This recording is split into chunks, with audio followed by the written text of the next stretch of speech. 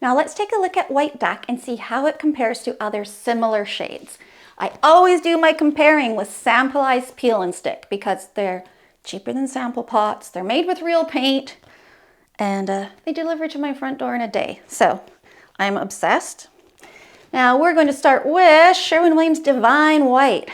So comparing Divine White to White Duck, you can see Divine White has a little bit more warmth to it, right? A little bit of more of a beige, slightly peachy look. Makes White Duck look quite subtle, a little bit more grayed out in comparison. Natural Choice. Okay, so Natural Choice, it has a bit of a yellow-green undertone and it really pops White Duck and makes it look almost pinkish in comparison. Again, this is why comparing is super important because you might even think you like White Duck and then all of a sudden you get it home, you're like, I think I need a little bit more beige with Divine White. Compare 6 to 8 shades. See how things look. Shoji White. These two are the most comparable. It's awesome. So take a look there. I know it's subtle. Shoji White's, I'm going to say it's a little bit cleaner. And of the two, it's slightly inclined towards a bit more pink. Super subtle. Both are really quite flexible neutrals with very minimal undertone.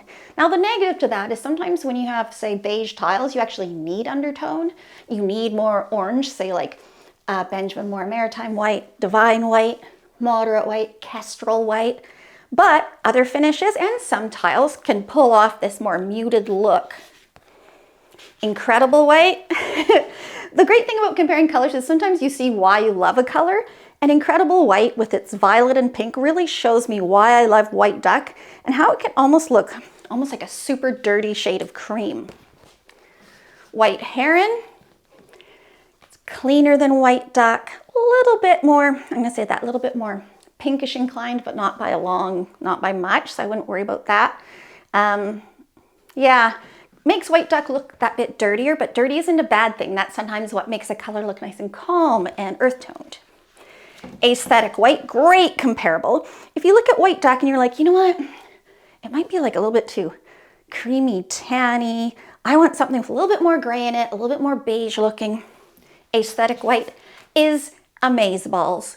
I love it. Not every home can pull it off, but hopefully yours can. It's worth sampling. Ballet White. So take a look at that there. Ballet White, it has more depth and it has a little bit more of a creamy vibe compared to White Duck. So if you're like, you know what, White Duck's okay, but I want a little color with a little bit more meat on its bones, Ballet White could do the trick.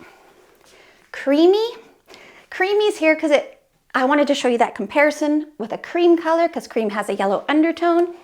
It shows you how much that kind of almost like a tanny base that White Duck has, even though it can pick up a super muted cream look, like really dirty cream.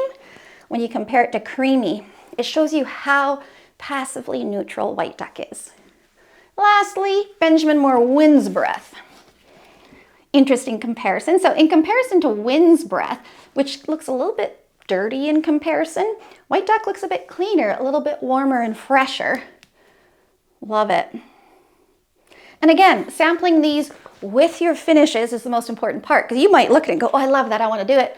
Your finishes might not agree with you. So in the next video, we are going to look at colors that coordinate with White Duck. So you can pick colors for adjoining rooms, cabinets, front doors, kitchen islands, you name it, I'll have it covered.